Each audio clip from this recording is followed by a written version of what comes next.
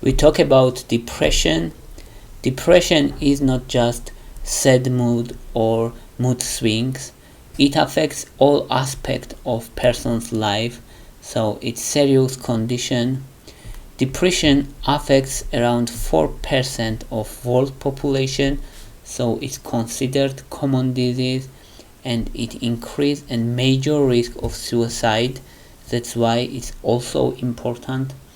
And if we say what is the most important three characteristics of depression, it's persistent sadness or hopelessness.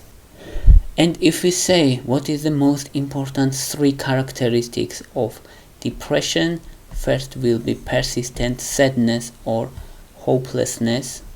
Second will be loss of interest in things which person usually enjoy. And third is unexplained physical symptoms.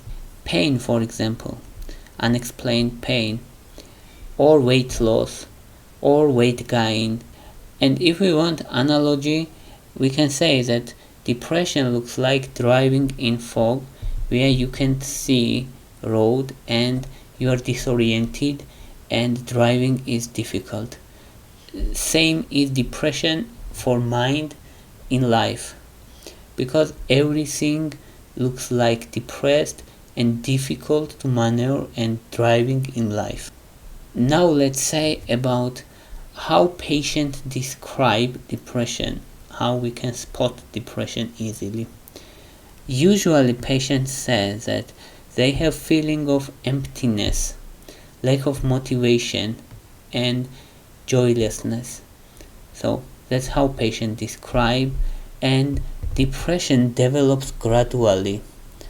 It usually not develops at once but gradually, and it lasts weeks, and if left untreated it can last for several years.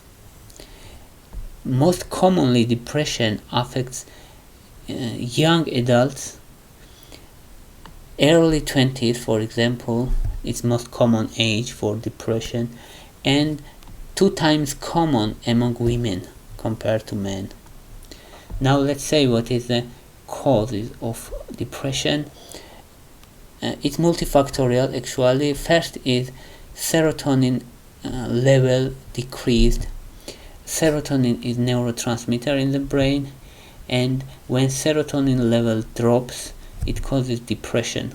That's why depression medication works on serotonin. Second cause can be genetic. Person can be predisposed genetically to depression. And stress and traumatic life and serious illness, serious road injury, for example, or stress in life or environmental stress. Many factors can trigger depression. Depression historically was called melancholia, and it was stigmatized, and it was not part of medicine. It was stigmatized usually. And if person has serious chronic disease, such persons, 40% for such patients have depression. So chronic disease increase risk of depression. Let's say now we have several types of depression and what types they are. First is major depressive disorder. It's severe and persistent symptoms. Persistent depressive disorder or dysthymia, it's chronic but milder symptoms. Bipolar disorder, it's interesting disorder actually. It's alternating depression and mania. Seasonal affective disorder, it's for example depression in winter, it's seasonal affective disorder. Postpartum depression is after childbirth, and this depression also goes after several months. And how we diagnose depression, we need 5 of these criteria: depressed mood, loss of interest, weight changes, sleep disturbances, fatigue, feeling of worthlessness, impaired concentration, suicidal thoughts. If we have five from these symptoms, we can diagnose depression. Now let's say about treatment. First line treatment is serotonin reuptake inhibitors like fluoxetine, and their effectivity is 40 to 60%. Or cognitive behavioral therapy.